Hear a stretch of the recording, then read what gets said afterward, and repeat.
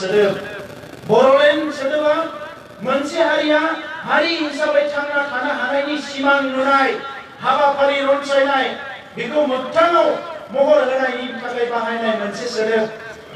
बड'लेण्ड सोदोबा बयखौबो अननायनि सोदोब बड'लेण्ड सोदोबा बयखौबो बजबनायनि सोदोब बड'लेण्ड सोदोबा बजबलायनाय निमाहा होलायनायनि मोनसे सोदोब आरो दिनै मानगोनां रायजोफोर जोङो खौसे जानो हादोंबा बे मोनसे सोदोबनि थाखाय जों खौसे जानो हादों बर' हारियाव मोनसे समाव पिटिसि एबसुनि दाङाबाजि जादोंमोन DLTNDP नि दाङाबाजि जादोंमोन NDP जों एबसुजों दाङाबाजि जादोंमोन गावजों गावनो बेसेबां मानसि थैलायलायदों दिनै NDP नि बुंथिगिरि NDP नि कामान्डारफोर दैदेनगिरिफोरजों जुदि मोनसे जौसाङाव गसंनो हादोंबा एकमात्र कारणानो जाबाय बड'लेण्ड बे बड'लेण्ड सोदोबनि थाखाय बिदा फंबायनि गेजेराव नारा नाथा नेलायलायनाय बुथारलायनाय दिनै सैलायनो हायै बे गासैखौबो नेवसिनानै बयबो आगानसे सिगांबोनानै बिखाव बजबलायनानै जुदि आवगायलांनो हादोंबा मोनसेल' सोदोबानो जाबाय बड'लेण्ड सोदोब दा ओंखायनो दिनै बे बड'लेण्ड दाबि सानाव बड'फा उपेन्द्रनाथ ब्रह्मखौ आङो रोजा रोजा साबायखर बावगोन बे बड'लेण्ड सोदोबखौ बर'फोरनि गेजेराव लाबोनानै होफैनायनि थाखाय दिनै बे बड'लेण्ड सोदोबा बर'फोरनि गेजेराव फैयामोनब्ला बर'नि राव थुनलाइ दिनै बर'नि हारिमुवा बे थासारियाव फैनाय नङामोन बर' हारिया बेबायदि सोद्रोम जानो रोंनाय नङामोन बै समावबो आफादफोर दङमोन नाथाय बड'लेण्ड सोमावसारनायनि गेजेरजोंनो आरो बड'लेण्ड सोमावसारनायनि गेजेरजोंनो बर' हारिखौ सोदांबोनो हादों जोंनि गेजेराव बै समाव साफा सानै सिखाव सिथुम गाज्रि मानसिफोरखौ सोमावसारगिरिफोरा थिग खालामबोनो हादों दिनै जौ लोंनानै गोदोसोनाय हारिखौ सोमावसारनायनि गेजेरजों एसेबाबो दिनै सांग्रां खालामनो हादों दिनै गासैबो दायना बुथारनाय खोमसि फोथायनायनिफ्राय गासैबो बर' हारिखौ मोनसे लेभेलाव लाबोनो हादोंबा बे बड'लेण्ड सोदोब आरो बड'लेण्ड जांख्रिथायनि थाखाय दा नंखायनो मानगोनां रायजोफोर उदांस्रि भारतआव बर' हारिनि जारिमिन लिरोबा बड'लेण्ड सोदोबखौ गारनानै जारिमिन लिरोबा बे जारिमिना आद्रा जागोन दा बेखौनो लानानै जोंनि हारिल' नङा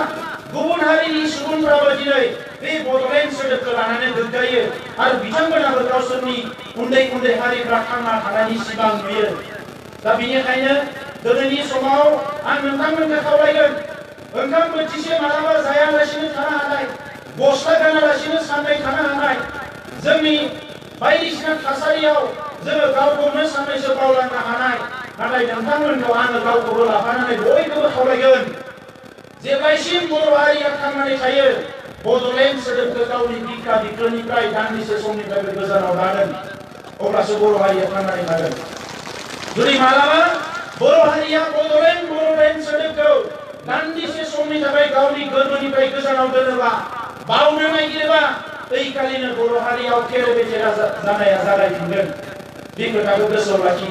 मानोना मानगोनां रायजोफोर जाय सुथुरफ्रा जोंखौ थगायदों जाय सुथुरफ्रा जोंखौ सोबख'दों जाय सुथुरफ्रा जोंखौ नासयदों जाय सुथुरफ्रा जोंनि बिमा बिफाफोरखौ जिनाहारि खालामदों जोंनि न' बां सावदों जोंनि सोलोंथाइ होआखै जोंनो जौगानाय लाबोनानै होफैयाखै बै सुथुरफोरनि साननाय हनाया दिनैसिमबो केरलेटसेबो सोलायाखै दिनैसिमबो बिन्दोसेबो सोलायाखै जायनि थाखाय दिनैबो बर'नि लेखाया दासिमबो मोनाखै चिरां जिल्ला एबसुआ जोंनो फोरमायदों चिरां जिल्लायाव हारसिंनो 10,000 लेखा नांगौ दायो जोंनि फरायसाफोरनो लेखा मोनाखै जोंनि फोरोंगिरि गैया फरायसालियाव फोरोंगिरि गैयाबा जों बोरै जौगागोन जोंनि राव थुनलाइ जौगानायनि खुनु आसनियानो गैया सरकारनियाव दाख्लै बावै जोङो जेला दाबि खालामो अब्ला बुंदों क'क्राझारनि रेडिअ सेन्टारखौ डेभेलप खालामगोन टिभि सेन्टारखौ डेभेलप खालामगोन जेबोआनो गैया बे रेडिअ सेन्टाराव टिभि सेन्टारावथ' जेबोआनो गैया दिल्लीयाव जेखौ हरो दिसपुराव जेखौ हरो बेखौनो दामो जोंहा बिटिसि सरकार जाबाय सरकारा बेफोरखौ खोमा होआ सरकारा बेफोरखौ नोजोर होआ सरकारनि लिडारफ्रा राजखान्थि खालामनायावल' बेस्थ बिथांमोना मानसिफोरखौ ओरै बुंलाय बायदिसिना जौगानायनि खोथा बुंलायनानै राजखान्थि खालामनायाव बेस्थ क'क्राझारनि रेडिअ सेन्टाराव 24 घन्टा बर'नि निउज बर'नि मोसानाय मुसुरनाय मेथाइ खननाय खोनानांगौ बे बिथांमोननि खामानि नङामोन नामा क'क्राझारनि टिभि सेन्टाराव जोंनि बैसागो जोंनि रंजानाय बाजानाय जोंनि मेल मिटिं हाबा हुखा बायदिसिना जों बयबो नुनांगोन बे बिथांमोननि खामानि नङामोन नामा दिनै बिथांमोना बेफोरखौ जेबो मावाखिसै फारसेथिं दाख्लैबावै बुंबाय आर'नाइ ट्रेन बे आर'नाइ ट्रेना बिथांमोननि दाबि नङा जोंनिसो दाबि जोंसो बिदोंमोन रोंगोरा नार्जारि बिथाङा बोसोरनै सिगाङाव आंखौ बुंदोंमोन जे आफादगिरि बड'लेण्डखौ मोननाया सानसे साननै जेसेबां गोबाव जायो बे समाव माखासे खामानिखौ मावलांनो हाया नामा होनबा मा खामानि अब्ला बिथाङा बुंबाय बायदिसिना मोनसे मोनसे लालांबाय थानो हायो जोङो अब्ला जोङो गोसोखांनानै गल्डेन जुबलि जोंनि जथुम्मायाव जों बुंदों जोंनो मोनसे ट्रेन नांगौ जोंनि लोगोफ्रा बुंदोंमोन सोरबा सोरबा ट्रेननि मुङा बड'लेण्ड जानांगौ अब्ला आरो माखासेया बुंबाय बड'लेण्डआ जायाखैनो बहा बड'लेण्ड एक्सप्रेस होनो बिसिलाय होननानै ओंखायनो आर'नाइखौनो लानोसै आर'नाइखौ लानानै जों हैदों बे राजनाथ सिंहआ जे बुंदों आर'नाइ माने मा बे लाइफ लाइन होननानै बुंदों बर'फोरनि बेखौ जोंसो लिरनानै हैनाय बे बिपिएफआ लिरनानै हैनाय नङा बिथांमोननि खुनु दाबियाव गैया बियो मिउजियामनि जि खोथा बुंदों बे मिउजियामा बिथांमोना बियाखै जों दिल्लीयाव बिदोंमोन बड'फानि मुङाव बड'फा मेम'रियेल बड' कालचारेल रिसार्च सेन्टार आरो मिउजियाम बेखौ जोङो दिल्लीयावसो बिदों उनाव बे माथुरा एनडिपि जों रायज्लायग्रा बे इन्टारल'किउटर बे माथुरा आंखौ बुंदों दिल्लीयाव मानो नांगौ क'क्राझाराव थायोबा नोंथांमोना गोबां मानसि दोङो फुंनि मोनानि नायबाय थानो हागोन दिल्लीयावलाय सोर नायनो होननानै आं बुंदों क'क्राझाराव जोंनो मानो मिउजियाम नांगौ क'क्राझारनि मिउजियामाथ' जोंनो बर' आइजोफ्रा दख'ना गानदों संनाय खावनाय गासैबो जोंनि मिउजियामा जोंनो बड'लेण्डआव बेवहाय मिउजियाम नाङा जोंनो दिल्लीयावसो नांगौ जाहाथे मुलुगनि मानसिफ्रा फैनानै बेवहाय नुयो बड'लेण्ड बर' बेखौ जोंनो दिल्लीयावसो नांगौ होननानै उनाव बिथांमोना दाख्लै क'क्राझाराव फोसावबाय किन्तु गेजेराव आं दाख्लैबावै दिल्लीयाव थांना जेला रायज्लायहैफिनो अब्ला बिथांमोना बुंदों माने दिल्लीयावनो सोलायफिननो हागोन बिटिसिनि सिङाव बुंदों बे आर'नाइ ट्रेना माने बै सिलिगुरिनिफ्राय ओरै खारबोनांगौ होननानै जों सिलिगुरिनिफ्राय बियाखै आसामनिफ्राय दिल्ली खारलांग्रा ट्रेनखौसो बिदों आरो बिथांमोना जोंनो खोथा होदों नर्थ इस्ट ट्रेनखौनो आर'नाइ ट्रेन बानायगोन होननानै दिल्लीया आरो बे आर'नाइल' बानायबा जाया जोंनि बे गोमो गोथां आर'नाइनि गाबा हटेल ट्रेनाव आखिना होनांगोन होननानै जोङो बिथांमोननो दाबि खालामदों आरो बिथांमोना जोंनो खोथा होदों दा मानगोनां रायजोफोर दिनै बै जोंनि सुथुरफोरनि गोसोआ इसेबो सोलायाखै रायजोफोर ओंखायनो बिथांमोना सोलायाखैबा जोंलाय मानो सोलायनो जोंथ' गोरोन्थि सिमां नुवाखै जोंनि बड'फाया जोंनि रिभलिउसनारिफ्रा बर' हारिखौ मुलुगाव गेरेमसा हारि दानो होननानै रिभलिउसन खालामनाया जांख्रिखांनाया बे मालाबाबो गोरोन्थि जानो हाया रायजोफोर मानोना बुहुमाव गोग्लैसोनाय हारिफ्रा सोलोंथाइ रांखान्थि जेराव सोबख' जादों नासय जादों गादब जादों जेराव उदखारि जादों बेवहायनो रिभलिउसन जादों आरो मोनफ्रोमबो रिभलिउसननि फिनिशिंआ हय बेवहाय कमप्लिटलि धंस जादों नङाबा बेवहाय फिथाइ ओंखारदों साक्सेस जादों आरो जोंनि रिभलिउसना मालाबाबो फेलार जानो हाया जोंनि रिभलिउसना साक्सेस जागोन बेखौ जों बयबो फोथायो जुदि मुलुगाव जोंनिफ्राय उन्दै उन्दै हारिफ्रानो 2000 सुबुं अनजिमाजोंनो 5000 सुबुं अनजिमाजोंनो मोनसे हादोर सोरजिना लानो हायोबा आसामाव 15 लाख बर' फिसाफ्रा मानो मोनसे रायजो सोरजिनानै लानो हाया बहा लिरनाय दङ बेलाय बेयो जेरावबो लिरनाय गैया रायजोफोर जेरै जोंनि सोमावसारनायनि थाखायनो बिएससि होनांगोन सोमावसारनायनि थाखायनो बिटिसि होनांगोन बेबायदिनो जोंनि सोमावसारनायनि थाखायनो जोंनो बड'लेण्डखौ होनांगोन मोनसे समाव जों हारसिंमोन दुलाराय बर' फरायसा आफादा जोंनि माखासे आइजो अनसाय आफाद सोमावसारग्रा आफाद बिपिएससि दानानै जों सोमावसारदोंमोन एनडिपि हारसिं सोमावसारदोंमोन दिनै बर' हारिनि गोख्रों रिभलिउसनारि आफादफ्रा खौसे जाफैबाय दिनै मानो जोङो बड'लेण्डखौ मोननो हाया आरो बड'लेण्डनि दिनै मोननो हानाय आरो मोननो हायै बिनि बिजिरनानै नायनो गोरों बर' हारियावबो गोबां दैदेनगिरि ओंखारबाय दुखुनांथाव बाथ्राया बेसो रायजो राजाफ्रा सान्दुं अखा मिथियाजासे ओंखाम उखै हाबनानै रेल लामायाव सोमावसारो राजा लामायाव सोमावसारो आन्दोलन खालामो अब्ला भारत सरकार आसाम सरकारा जोंखौ रायलायनो लिंहरो रायलायनायाव दान्थे बिदान्थे जायो आरो दान्थे बिदान्थेयाव भारत सरकारनि मन्त्रि अफिसारफ्रा जोंजों जेनो नाथाय जोंनि दैदेनगिरियासो बुङो बड'लेण्डआव खपन देखि लाभ नाय बड'लेण्ड पाबोलै क्राइटेरिया नाय क्राइटेरियानो गैयानो बड'लेण्ड मोनो आं दिनै सोंनो नागिरो बै दैदेनगिरिफोरखौ बड'लेण्ड मोननो क्राइटेरियानो गैयामोनबा मानो नोंथांमोना सिलाइ गुलि अरनानै मानो बड'लेण्ड बिनानै सोमावसारनाय दिनै क्राइटेरिया गैयामोनबा 96 आव क्राइटेरिया दङमोन नामा दिनै क्राइटेरिया गैयाबा 87 आव क्राइटेरिया दङमोन नामा दिनै क्राइटेरिया गैयाबा एनडिपि आ बिएसएफ जानानै सोमावसारनाय समाव क्राइटेरिया दङमोन नामा क्राइटेरिया थायोबा बड'लेण्डखौनो बिनाय नङामोन जोंनि ओनसोलाव लामा दालां गासैबो थाजोबनायमोनबा इउनिभार्सिटि थानायमोनबा रांखान्थियाव बर' हारिया जौगानायमोनबा हाजार जन आईएएस अफिसार थानायमोनबा हाजार जन आईपीएस अफिसार थानायमोनबा जोंनि कलेज स्कुल गासैबो आमेरिका लन्डननि बायदि जाजोबनायमोनबा बड'लेण्ड बिनांगौनि दरखारानो गैयामोन नङा होनबा रायजोफोर दिनै बिटिसिनि सिमा बुंदों आं बिथांमोनखौ सोंखारिनो फैयाखै रायजोफोर नाथाय खोथाखौ जेला बिथांमोना बुंबाय जोंबो बुंनांगोन मानोना जोंबो बिग्रायारि बिथांमोना बिग्रायारि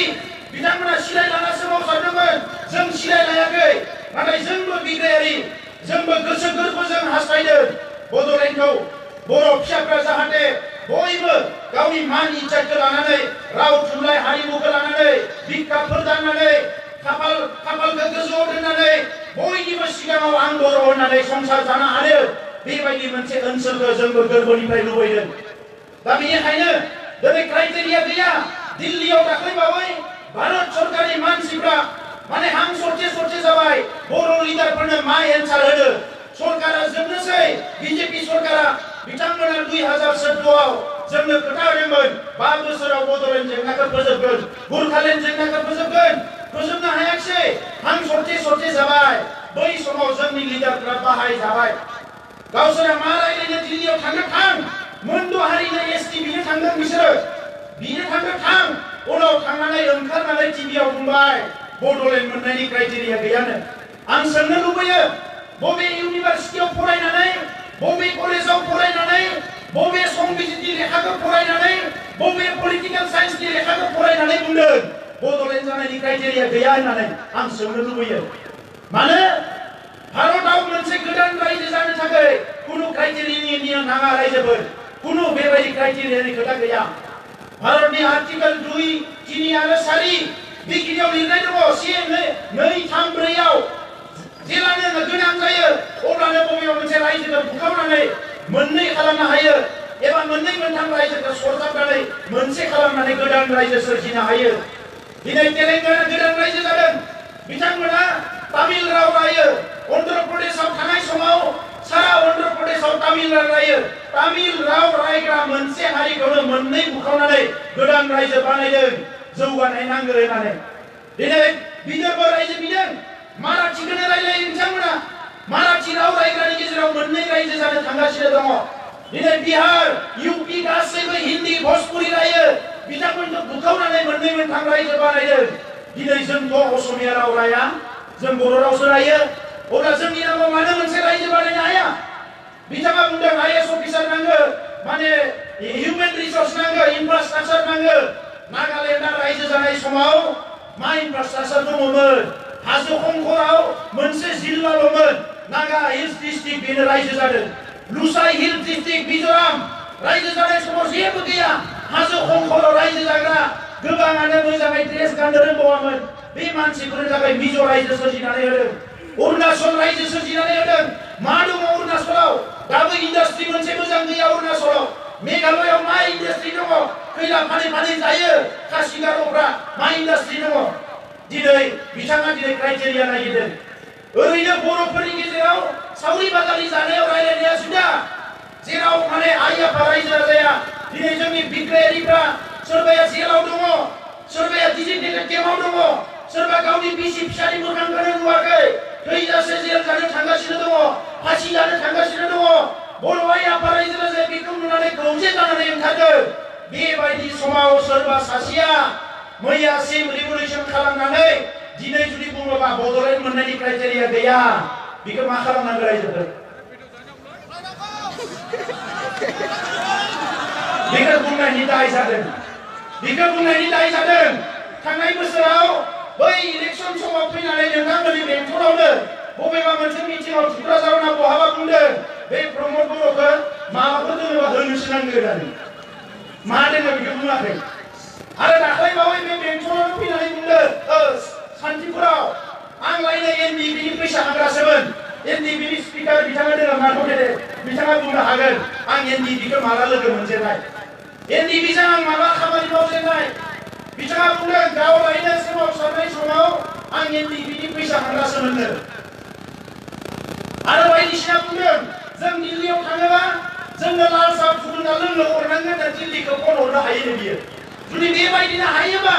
मानो दिनैसिम मोनसेबो आइन पास खालामनानै लानो हायाखै बिटिसिआव काउन्सिल सालायनो मानो मोनसेबो आइन पास खालामना लानो हायाखै बिटिसिआव 12% 12% पपुलेशन दङ आसामनि बाजेटआ जुदि 10,000 कोटी जायोबा 1,000 कोटी बिटिसिआव फैनांगौ मानो 300-400 हरजादों मानो हायाखै नरेन्द्र मोदीजों 2016आव बै समाव एलाइन जानाय समाव बुंदोंमोन 1,000 कोटी नांगौ 1,000 कोटीखौ बिना लाबोनो हायाखै थगायजाबाय दायो बे बाजेटआव फैसा हरनायखौनो बोसोरसेयाव 300 हरनायखौनो 1,000 कोटीनिफ्राय हरगासिनो दङ होनना थगायबाय थादों बे नङा रायजोफोर पेकेज जानांगौबा बै बिटिसि सुक्ति जाजेननाय समाव जेरैबायदि 5 बोसोरनि 100 कोटी हरदोंमोन बे 1,000 कोटीखौ बेबायदिसो हरनांगौमोन नाथाय बिनानै लाबोनो हायाखै केरकेराया बिथांमोनखौ सरकारा सोरखौ नायो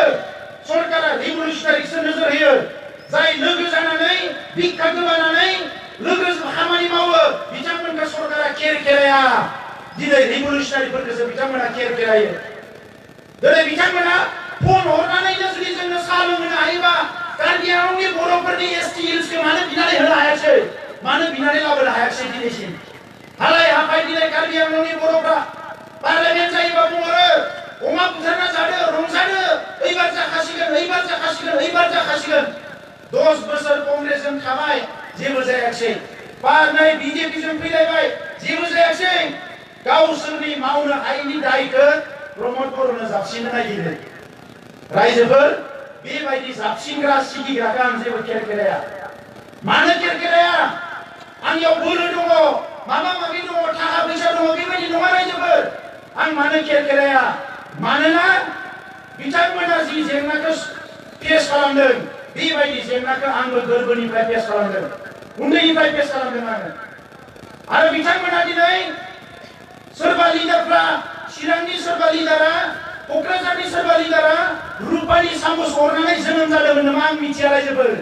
आं खिन्थु रुपानि सामस हरनानै जोनोम जायाखै आङो बर'नि बयनिख्रुइ बांसिन जौ लोंग्रा न'खराव जोनोम जानाय प्लास्टिक खोबनानै ओंखाम संनानै लेखा फरायनानै जानानै फैनाय खैला हाजोआव खैला जावनानै एडमिसन लानानै फरायनाय थुरि नारानि न'आव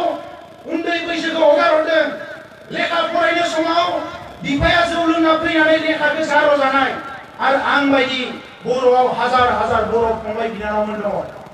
बिसोरनि लेखाखौ बिफाया गार' जानो हानाय जौ लोंनानै लेखा फरायनो हायै दिनै न'खराव गोरिब गुन्द्रा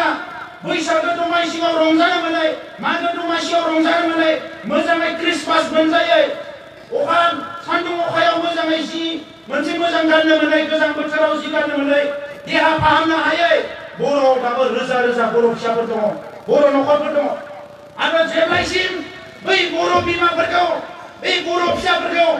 जोङो गावनि आथिङाव गसंनानै संसार जानो हानाय लेभेलाव लाबोनो हाया जों उन्दुनो हानाय नङा आरो बेनिखायनो बिथांमोन बायदि मानसिया बुंनाय बानसावनाय खोथाफोरा जोंनि बिगुरावबो नांहैया बिखा बिगुरावथ' नाङानो रायजोफोर दिनै बिथांमोना सिखाव होनो ना सिफुं होनो मा होनो दालालि जिखौनो बुङा मानो बर' हारिनि थाखाय गासैखौबो जानो थाखाय रेडि आरो सोरबाया दिनै बुङोबा बर' हारिनि थाखाय नोङो बिखाखौ फोरगांनानै हो 1 सेकेन्डबो नाङा बिखा फोरगांना होनो थाखाय जोङो रेडि दा बेनिखायनो रायजोफोर दुखुनांथावा बेसो बिटिसिआ दिनै 15 बोसोर जासिगोन बे 15 बोसोराव साबेसे बर' फिसाफोरनो साख्रि होनो हाखो साबेसे बर' फिसाफोरनो न' बां लुनानै लाहोनो हाखो साबेसे बर' फिसाफोरखौ मोजां कलेजाव एडमिसन होनो हाखो साबेसे आइएस बानायनो हाखो साबेसे आइपिएस बानायनो हाखो दिनै बिथांमोननियाव सोंनांगौनि सम फैबाय रायजोफोर सोंनांगौनि सम फैबाय दिनै बिथांमोननि राजनितिखौ नुदों मोनसे लामाखौनो बै खर'निफ्राय खेबसे फिथा होयो बै खर'निफ्राय खेबसे फिथा होयो मोनसे दालांखौनो बोसोरफ्रामबो फिथा होयो देग्लाय दोरैनिफ्राय हालायबाय आरो बैथिनिफ्राय हालायबाय लामा दालाङा रायजोफोर बिटिसि ओनसोलाव जेसेबां जादों गुबुन जायगायाव बिनिफ्राय ट्रिपल जादों बिखौ लानानै रावबो क्रेडिट लानांगौ गैया। बिटिसिखौ मानो सोरजिदोंमोन? बर'नि सोलोंथाइ जौगानांगौ दायो। मानो बर' फरायसालियाव फोरोंगिरि गैया? मानो बर' मिडियामाव लेखा मोनाखै? मानो टेट पास जानानै थानायफोरखौ साख्रि होनो हायाखै? मानो दिनै बिटिसि मोनखांनायनि उनावसो जोंनि बिमा बिब'फ्रा मानो राजा लामायाव अन्थाइ बुख्रुबफैनो गोनां जाखो? बिनि फिननायखौसो नांगौ जोंनो। बिटिसि मोननायनि सिगाङाव जोंनि बिमाफ्रा बिब'फ्रा राजा लामायाव अन्थाइ बुख्रुबनो गोनां जायाखैमोन। नंगौ, सोरबा साफा सानै जौ फानदों, साफा सानै मैगं फानदों, बे थिगानो दङमोन। किन्तु दिनै जोंनि बिमाफ्रा सान्दुं थिं थिं गथ' बानानै अन्थाइ बुख्रुबनो गोनां जादों लामायाव। बे थासारिखौ सोर फिननाय होगोन? एसेबां जौगादोंब्ला, एसेबां थाखा फैसा लाबोदोंब्ला मानो दिनै बर'फ्रा बे अबस्थायाव थानो गोनां जाखो? नैबेसो जोंनि सोंलुआ रायजोफोर। दिनै गुबुन हारिफोरजों मोजां जानो थाखाय मोनद' हारिखौ एसटि खालामनाय गिदिर जौगानाय हारिखौ आरो बुंबावो बिटिसियावसो जाग्रोनांगोनो। बे हारिया एसटि जायोबा जोंहा सासेबो एमएलए थानाय नङा रायजोफोर, सासेबो एमपि थानाय नङा, साख्रि बाख्रिया मोननाय नङा जोंनि मानसिफ्रा। बिथांमोना बेसेबांबा जौगानाय दिनै आहमफ्रा, राजबंशीफ्रा। आरो दिनै बेबायदि समाव बिथांमोना बुंदों एसटि बिथांमोना जानांगोन। जेरैखि जाया चेलेन्ज, जोंनि मानसिफोरजोंसो चेलेन्ज। आरो जोंखौ गुबुन हारिनि सिगाङाव बुंदों दुलाराय बर' फरायसा आफादानो नोंथांमोनखौ होबथाबाय माबाय। रायजोफोर जोंहा बेवहाय जेबो साननांगौ गैया। मानोना दुलाराय बर' फरायसा आफादा सोरबा आहमनि थाखाय, सोरबा सुथियानि थाखाय, गुबुन हारिनि थाखाय जोनोम जायाखै। दुलाराय बर' फरायसा आफादा जोनोम जादों बर' हारिनि थाखाय। ओंखायनो जोंनि फार्स्ट प्रायरिटिया बर' हारिनि। बर' हारिनि निरापत्ता, बर' हारिनि सिकिउरिटि, बर' हारिनि जौगानाय, बे जोंनि प्रायरिटि, गुबुन हारिया नङा। गुबुन हारिखौ जों हायोबा अनगोन, गुबुन हारिखौ जों बजबगोन, गुबुन हारिखौबो जोङो जौगानायनि खोथा बुंगोन। नाथाय एक नाम्बाराव बर' हारियासो। दा दिनै बिथांमोना बर' हारिखौ नागारनानै बर' हारिखौ ओरैनो गावसोरनि पकेटाव थाखानाय होननानै साननानै लाबाय। बर' मानसि नालाय गावसोरा एमएलए मन्त्रि, गावसोर जिथिं थाङो बिथिंनो थांफानांगो, जिरायनांगौ बा जिरायनांगौ, गसंनांगौ बा गसंनांगौ। गुबुन हारिफोरखौसो अनसै। जाय हारिफ्रा बर'जोंनो रायजो जानो होननानै अलरेडि सिन्था खालामखानानै गोरोबनानै थानो नागिरबाय, बै हारिफोरखौ बर'नि सुथुर खालामनानै थाखा फैसा रानलाबायनानै जौगाहोनानै दिनै बर'नि सुथुर खालामनो, बर'खौ गादबहोनायनि माखासे कौशलखौ बिथांमोना लादों। दा ओंखायनो रायजोफोर जोङो बयबो सांग्रां जानांगोन। जोंनो मा नांगोन? जोंनो उदांस्रि नांगोन। जोङो बे उदांस्रि भारतआव बिखाफोर गारनानै उदां जानानै संसार जानो नागिरदों। जोंनि खाफालखौ जोंनो दानानै लानो नागिरदों। आरो बे जोंल' नङा, इन्डियानि बयबो, भारतनि बयबो हारिफ्रानो बेखौ लुबैयो। माला जाय जाय हास्थायदों बिथांमोना जागोलांबाय। मिज'राम, मेघालय रायजो मोनबाय, सिक्किमा रायजो मोनबाय। बेसेबा फिसा सिक्किम रायजोआ 4,000 स्कुवेर किल'मिटारल', सुबुं अनजिमायाबो 10 लाखसोल'। बे सिक्किमा दिनै बेसेबांबा जौगालांबाय, नाथाय जों दिनै फासयनानै थानो गोनां जाबाय। दा बेनिखायनो रायजोफोर जोंनि आखायाव गुबुन लामा गैया। दिनै जोङो जेरैखि जाया बड'लेण्डनि थाखाय जोङो खौसे फैदों आरो खौसे थांनांगोन। बड'फा उपेन्द्रनाथ ब्रह्मआ बुंदोंमोन इउनिटि थ्रु स्ट्रागल, खौसे जानानै सोमावसारनांगोन। खौसे जानानै दिनै बर' हारिया सोमावसारगासिनो दङ। बड'फाया बुंदोंमोन बुहुमाव मुंदांखा जानोबा जोंनि रिभलिउसननि गेजेरजोंनो जोङो जानो हागोन। दिनै बर'फ्रा रिभलिउसन जांख्रिखांनाय लोगो लोगोनो आसाम नङा, नर्थ इस्ट नङा, इन्डिया नङा, बुहुमनि मानसिफ्रानो बर'फोरखौ मिथिगौ। आरो जोंनि जि रिभलिउसन, जोंनि सोमावसारनाय आन्दोलन, बेखौ जोङो कारेक्सन खालामगासिनो दङ। मोनसे समाव हिंसा जाबाय, दाङाबाजि जाबाय, बायदिसिना थासारि जाबाय। बयबो जोंखौ उदखारि होननानै फोसावनो हमबाय। नाथाय लासै लासैनो जोङो दिनै जोंनि जिहेतु जोंनि दाबिया थार, जोंनि दाबिया नंखाय नङा। जों भारतनि नोगोरारि हिसाबै रायजो मोननांगौआ जिहेतु जोंनि जोनोमनि मोन्थाय। ओंखायनो जोङो गेना गोरोन्थिफोरखौ सुस्रांनानै बयबो खौसे जानानै दायो सोमावसारलांगासिनो दङ। दा बेनिखायनो रायजोफोर जे दिनै जों जि लामाजों थाबायदों बे लामाया मोनसे गोथों लामा। दिनै आसामाव जोंहा सुखुआ गोबां जानो हानाय, अल इन्डियायाव जोंहा लोगोआ गोबां जाबाय थायो रायजोफोर। ओंखायनो दिनै भारतबर्षआव गोदान रायजो जुदि सोरजियोबा बड'लेण्डआ थालांगोन, जों बेखौ मालाबाबो साननो हाया। मानोना रायजो बिग्राफोरनि सोमावसारनायाव बड'लेण्ड सोमावसारनायानो दायो 1 नाम्बार जानानै दङ आरो बे नोंथांमोननि मावनायनि थाखाय दा नंखायनो रायजोफोर जोङो जानजि खाफ्रानांगोन बड'लेण्ड मोननायनि लामाया मोनथाम बे मोनथाम लामाखौनो जों लागासिनो दङ 1 नाम्बार लामाया जाबाय जांख्रिखांनाय सोमावसारनाय गणतान्त्रिक सोमावसारनाय राजा लामायाव आरो हाथियार लानानै सोमावसारनाय जोंनि जोहोलावफ्रा हाथियार लानानैबो सोमावसारबाय आरो गणतान्त्रिक सोमावसारबाय दिनै फैनानै जों नुबाय बे हादोरा जिहेतु गणतान्त्रिक सुबुंदारा खान्थिजों सोलिग्रा हादोर ओंखायनो जों गणतान्त्रिक अहिंसानि लामाजों थांनांगोन आरो दिनै जों अहिंसानि लामायाव गोख्रोंनिफ्राय गोख्रों सोमावसारलांगासिनो दङ सरकारा जोंजों रायलायबाय थादोंमोन भारताव इन्डियायाव रावजोंबो रायलायाखै बर' ग्रुपजोंनो रायलायदों जोंफोरजोंनो रायलायदों एमएलए मन्त्रि गैयाबाबो जोंनि सोमावसारनाय आइ आफा रायजो राजानि सोमावसारनायखौ मानिनानै जोंजों रायलायनो गोनां जादों आरो थांनाय समाव जेला मोनद' हारिखौ एसटि होनायखौ जों होबथानो थाङो बै समाव राजनाथ सिंहजों रायलायनायाव हम मिनिस्टारजों बिथाङा बुबु बाबा जादों मा बुंनो जाय मानसिया गोथार गोसोनि बेखौ रावबो थगायनो हाया आरो दिनै भारतनि मन्त्रिफ्रा बर'नि दैदेनगिरिफोरखौ थगायनो हाया बायदि अबस्था जाबाय थांनाय 15 फेब्रुवारिनि गेजेराव जों बेसेबा गिदिर मोनसे 3 खनायारि सावरायनायनि खोथा रादाय होदोंमोन नाथाय 14 फेब्रुवारियाव जेला काश्मीराव 44 सुबुंखौ गावथारबाय बिनि उनाव भारतनि थासारियानो सोलायबाय नै बावैसो सानब्रै सिगाङाव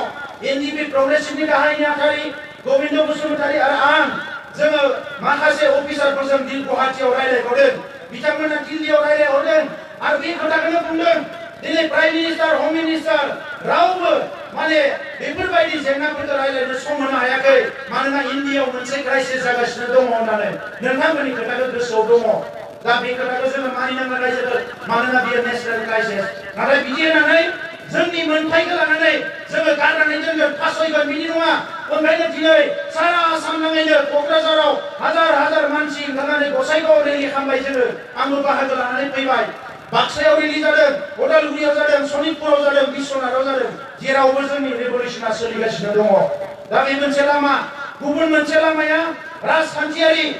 बड'लेण्ड बिनाया जिहेतु राजखान्थि दाबि राजखान्थियावबो जोङो खौसे जानांगोन नोंथांमोना नुदों 1990 मायथाइयाव इलेक्सनाव बाहागो लानानै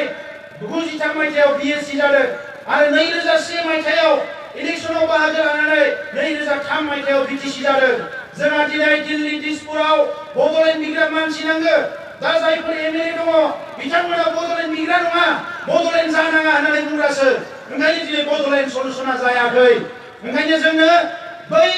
बिएससि जानायनि सिगाङाव बिटिसि जानायनि सिगाङाव जेरै जोंनि एमएलएफ्रा थांनानै टेबोल सौहैदोंमोन मानो बड'लेण्ड जानो हाया एमपिफ्रा टेबोल सौहैदोंमोन बेबायदि मानसिफोरखौ जोंनो नांफिनगौ बड'लेण्ड जेंनाखौ सुस्रांनो थाखाय दा बेनिखायनो रायजोफोर जे फैगौ समाव फैगौ इलेक्सन माने जि मोनसे पार्लियामेन्ट इलेक्सन फैदों बेवहाय जोङो खौसे जानानै बड'लेण्डनि थाखाय आरो मोनद' हारिखौ होबथानो थाखाय जोङो एमपि दैथायहरनांगोन मालायफ्रा जि बुङानो जाया मानो सोरबा बुंगोन जे जोंहा देरहानाय नङा मानाय नङा जोङो बेखौ नायनो नाङा जोङो खौसे जानानै होयोबा देरहायैनि जेबो खोथा गैया थांनाय खेबसेयावबो जोङो सेकेन्डमोन आरो बिथांमोना पावारफुल बिराद माने बयनिख्रुइ बुद्धि गोनां बे मन्त्रिखौनो एमपिआवहाय माने केन्डिडेट होदोंमोन बिथाङा 3 नाम्बाराव थादों थांनाय खनसेयाव 3 नाम्बाराव थादों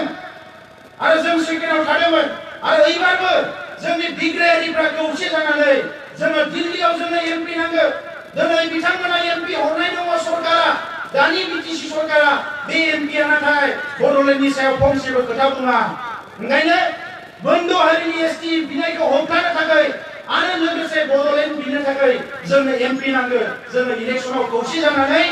एनडिपि प्रग्रेसिभ दुलाराय बर' फरायसा आफाद जयेन्ट एक्सन कमिटि इउपिपिएल आरो गोबां हान्जाफ्रा खौसे जानानै जोङो दिल्लीयाव एमपि फाथाय हरनांगोन जाहाथे बड'लेण्ड बिनो हायो आरो 3 नाम्बाराव जोंनि सावरायनाया थांबाय थागोन सावरायनायखौबो जोङो लांबाय थागोन दिनै गुबुन हारिफ्रा जोंजों गोबाङानो सिं रायलायगासिनो दङ बिथांमोना दिनै बर' खुलिनानै बर' आफाद हिरा सरनिया बिथांजों थानानै थांनाय 5 बोसोराव जेबो मोनाखै नाथाय बिथांमोना बुङो जे बड'लेण्ड बिनायखौ जिहेतु बिथांमोना लुबैया ओंखायनो हिरा सरनियानो देरहानानै थांफिननांगोन नाथाय बिथांमोननि लेखा गोरोंफ्रा लाजिदों हिरा सरनिया बायदि एमपि जेराव हिन्दीबो रोङा इंलिसबो रोङा जेबो रायलायनो रोङा लिरनोबो रोङा बेबायदि मानसिया एमपि जानानै जोंनि मान सन्माना थांजोबबाय होननानै बिथांमोननि गोरों गोरों मानसिफ्रा जोंनो खौरां हरदों। बेराफारसेथिं जोंनि राजखान्थि हान्जाया जोंनि बर'नि भट नाङा बिसोरनो बिथांमोननो राजबंशीनि नांगौ गुबुन गुबुननि नांगौ ओंखायनो बिथांमोना बिथांमोनजोंसो लोगो लाफाहैबाय ओंखायनो जोंनो बिथांमोनजोंनो फाथायहरनांगोन बिथांमोना बिथांमोनजोंनो थांदो कमतापुराव होननानै बड'लेण्डखौ जिहेतु नांला बिथांमोननो दा बे खोथाखौ नोंथांमोना सानदो दाङाबाजिनि खोथा नङा राजखान्थिनि खामानिखौ मावनांगोन आरो थामथिया जाबाय सावरायनाया थांबाय थानांगोन दा मानगोनां रायजोफोर बड'लेण्ड बिनायजों लोगोसे बर'नि हारिमुवाबो जौगानांगोन बे खोथाखौ जोङो गोदोनिफ्रायनो लाबोदों ओंखायनो हारिमुखौ मोजाङै सिबिनांगोन धोरोमा जुदा जुदा जानो हानाय बैसागोखौ जों मोजाङै फालिनांगोन गाननाय जोमनायखौ मोजाङै लाखिनांगोन खाम जथा सिफुंखौ बयबो दामनांगोन हारिमुखौ गोख्रोङै लाखिनांगोन सेंग्रा लाइमोनफोरखौ आखल आखुखौ दाना होनांगोन रायजोफोर दिनै उन्दै बैसोआवनो न'आव जानो लोंनो गैया होननानै गुजरात हारियानाव थांदों जोंनि बिनानावफ्राबो गोदाव सोराव जाहैदों आं बिमा बिफाखौ खावलायदों जे नोंथांमोना एसे कन्ट्रल खालामनांगोन आरो बिसोरनो आखल आखुखौ दानानै होनांगोन लेखा फरायनाय फरायसाफोरखौ थाखो सेनिफ्रायनो बिथांमोनखौ जों फेंनांगोन गोथों लामाजों लाबोनांगोन जेरैखि जाया खस्थ' खालामनानै लेखा फरायहोनांगोन आङो बिमा बिफाखौ खावलायदों दुलाराय बर' फरायसा आफादाबो मिशन क्वालिटि इडुकेसन लानानै खामानि मावदों बर' थुनलाइ आफादाबो बर' बिजोंनि जेंनाफोरखौ सुस्रांनो खामानि मावदों नाथाय जेंनाफोरा दाबो जोबाखै दिनै नङा गाबोन जेंनाया जोबगोन लेखा फरायनायाव बयबो गोसो होनांगोन जौ जुवानिफ्राय गोजानाव थानांगोन दिनै बिथांमोना बुंनो हमदों जुवाजोंसो रांखान्थि जौगायोनो जुवाजोंसो जौनि थाखाय बेसेबां न'खर संसारा जोंहा धंस जाबाय जोंसो मिथिगौ जोंनि लेखा फरायनाया बेसेबांबा धंस जालांबाय बे जौनि थाखाय जोंसो मिथिगौ दा ओंखायनो रायजोफोर बै राजखान्थि नेताफ्रा गावबा गावनि बानायनानै लाबाय सोरजिनानै लाबाय समाजनि गाद्रा गुद्रा थासारियाव फैनो बिसोरो जेबो गोनांथि गैला ओंखायनो जोंनि समाजखौ बेंगुरा खालामनो दोननो नागिरनाय बे जौ जुवानि थासारिखौ जाहाथे जानो होआ आं नोंथांमोनखौ खावलायदों आङो नुनानै जोबोद मोजां मोनदों गोरिब गुन्द्राबाबो माखासे जानो लोंनो खस्थ'ब्लाबो हाजिरा मुजिरा मावग्राबाबो बर' समाजा लाजिनो जोबोद सोद्रोम जाबोनो हमदों बियो मोजां लक्षण ओंखायनो रायजोफोर जों अनलायनानै थानांगोन खौसेयै थानांगोन सोमावसारनाया जालांबाय थागोन मालायफ्राबो सोमावसारगोन मालायफ्राबो बिग्रायखांगोन आरो बे सोमावसारनाय बिग्रायखांनाया नोंनि आंनि हारसिंनि नङा बयबो ज' जानानै जोङो बिग्रायखांलांबाय थागोन सोमावसारबाय थागोन जेब्लायसिम बड'लेण्ड गोमोना जों सोमावसारगोन आरो एबसुखौ बुंदों गोबां समाव नाटक खालामदों होननानै बिथांमोना बुंखागोन मानोना एबसुखौ बिथांमोना अराय सम गियो एबसुआ थार खोथा बुंनायखाय एबसुआ रायजो राजाफोरखौ बजबनानै लानायखाय रायजो राजाफोरनि 24 आवार खामानि मावोखाय दुलाराय बर' फरायसा आफादखौ बिथांमोना गियो आरो बिनि थाखायनो दुलाराय बर' फरायसा आफादनि मुंखौ गाज्रि खालामनो हायो नामा बे खामानिफोरखौ बिथांमोना नायो दिनै एबसुनिनो गोबां बारग'नाय मानसिफोरखौ लाङै बिथांमोना पार्टियाव सोनानै लाहैजोब्बाय थेवबो बिथांमोना गोजोननाय गैया बे सेंग्रा उन्दै higher secondary pass BA pass MA pass खालामनानै दिनै साख्रि मावनो नागारनानै बर' आइ आफा रायजो राजाखौ सिबिनो एबसुआव खामानि मावफैदों बे सेंग्राफोरखौबो बिथांमोना गिबावो बिथांमोना गिनांगौ जेबो गैया दिनै बिथांमोननियाव पावार दङ बिथांमोननियाव फैसा दङ बिथांमोननियाव स्किल दङ बिथांमोननियाव गासैबो दङ मावनो गोसो जि गोसो बिखौनो हायो नाथाय बिथांमोननियाव गोरबो गैया जुदि बर' फिसाफोरखौ लानानै गाबखांनाय गैयाबा अननाय गैयाबा एसेबो मान इज्जत गैयाबा नों बोरै खामानि मावनो हानो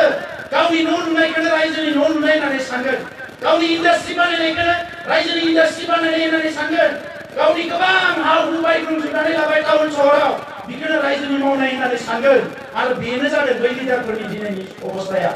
दा ओंखायनो रायजोफोर सांग्रां जानांगोन आं गोलाव खोथा बुंला दिनै नोंथांमोनाबो जोबोद खस्थ' खालामनानै दङ बेवहाय इयुनाव लोगो मोनबावगोन बयबो खौसे बर' हारिखौ दानांगोन आरो बड'लेण्डखौ बरायनो थाखाय दिनैनिफ्रायनो जों मोनसे गोख्रों समाज जानांगोन जौ जुवा खोमसि फोथायनाय गाज्रि गाद्रा गुद्रा साननाय उन्दै बैसोआव हाबा जानाय गाज्रि थासारिफोरखौ गासैखौबो बर' हारिनिफ्राय बिदाय होनानै मोनसे गोख्रों बर' माहारि जानानै बड'लेण्डखौ बरायनो थाखाय जों रेडि जानांगोन आरो बड'लेण्डखौ जेरैखि जाया सोरजिनानै बड'फाया होलांनाय जि जोंनि सिमां जि जोंनि हाबाफारि बेखौ मोगथां महर होनानै बर' हारिखौ जोङो गेरेमसा हारि दानांगोन आरो जोंनि गेलेनायनिफ्राय लानानै मोनफ्रोमबो बिथिङाव जोङो जौगालांनांगोन आं बेखौनो खावलायबाय आरो रांखान्थि बिथिङाव सोलोंथाइखौ जेरै गुरुत्व होनांगोन रायजोफोर रांखान्थि बिथिंखौबो गुरुत्व हो एसे गोसो हो दिनै मावनाय दांनाय जोबोद खमायनांगोन जोङो खामानि मावनांगोन खस्थ' खालामनांगोन हाथाय बाजारखौ जोंनो कन्ट्रल खालामनांगोन हाथाय बाजारखौ मालाया कन्ट्रल खालामबाय ओंखायनो नांगौ जायगायाव गोदान हाथाय बाजार सोमजिहोनानैब्लाबो जोंनि बिजनेसखौ जोंनि कन्ट्रलाव लाबोनांगोन अब्लासो जोंनि रांखान्थिया जौगागोन बेफोर खोथाखौ जाहाथे गोसो होयो आरो जायफोरा दिनै लेखा फरायनो गारबाय सेंग्राफोर लाइमोनफोर हौवासा जा हिनजावसा जा ओरैनो जिरायनानै थानो नाङा खामानि माव दाउ अमा फिसि ना फिसि दानाय लुनाय बायदिसिना खामानि माव बायदिसिना खामानि मावनानै रांखान्थि जौगाहोनांगोन न'खर समाजखौ जोंहा साबस्रा होनांगोन बेफोर खामानिफोरखौ आखायाव लानांगोन आं बेखौनो बुंबाय जोबथारनायाव बयनोबो खेबसेबाव गोसो गोरबोनि साबायखरखौ बावबाय आरो इयुनाव बे दिनै बड'लेण्ड नाबि साननि गेजेरजोंनो नोंथांमोनखौ खावलायो जिखिनि सोमावसारनायनि हाबाफारि जागोन आरो बड'लेण्डजों सोमोन्दो थानाय जायखिजाया हाबाफारियावनो नोंथांमोना जाहाथे खौसेयै ओंखारो मानोना बड'लेण्डखौ सोरजिना लानो हायाबा बर' हारिया मालाबाबो रैखाथि गोनां मोनसे हारि जानो हानाय नङा बे खोथाखौ गोसोआव लाखिनो खावलायनानै आंनि बुंनायखौ बेवहायनो फोजोबबाय।